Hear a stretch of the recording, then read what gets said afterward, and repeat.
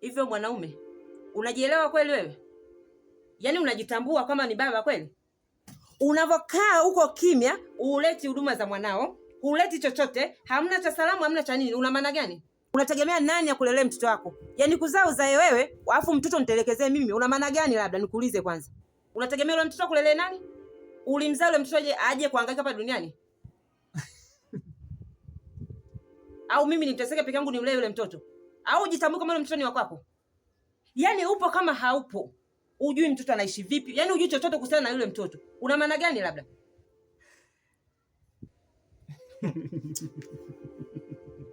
Unanipa raha sana. Unajua nini? Cheki maneno yako unavyoyazungumza sasa. Wakati unatoka kwangu, ulijua kabisa wewe una mtoto. Inauma eh?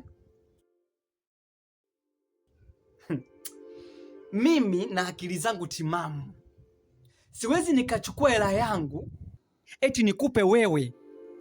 Nikupe eti kwa sababu ya nini? Ya kumhudumia mtoto ale mwanaume mwenzangu. Mimi hilo never. Si umenielewa vizuri? Nisikilize wewe. Kwa hiyo baba ujitambue. Wanaume wenzako wote ambao wanajitambua, sawa? Wanadili na mtoto. Mimi na wewe ndio nishatoka.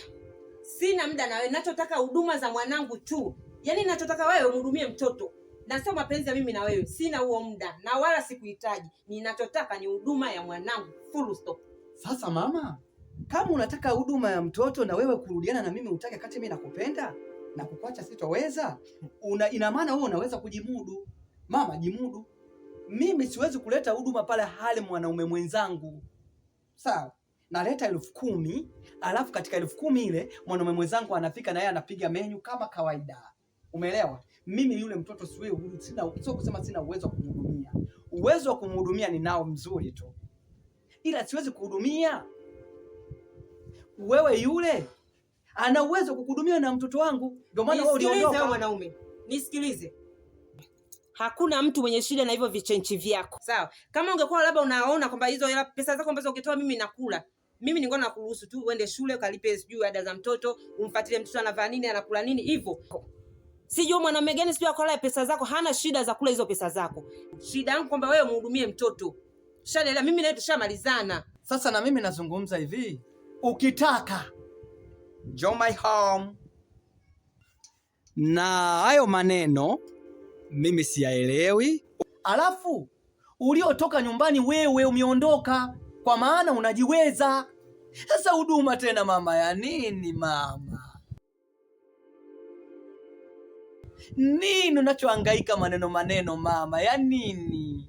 Unasemaje wewe? Mimi tuendeleze maisha na mapenzi yetu. Mimi nakupenda ndio. Mimi nirudi tena kwako wewe.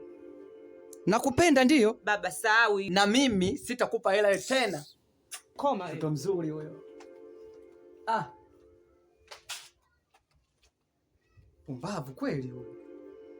Hivi kweli mimi ni akili yangu nichukue hela nimhudumie mimi mtoto wakati yeye mwanaume anajifanya kwamba ana uwezo wa kuhudumia. Eti mimi nichukue tena hela yangu tena niende kumpa mimi yeye. Hivi ukichaa eti.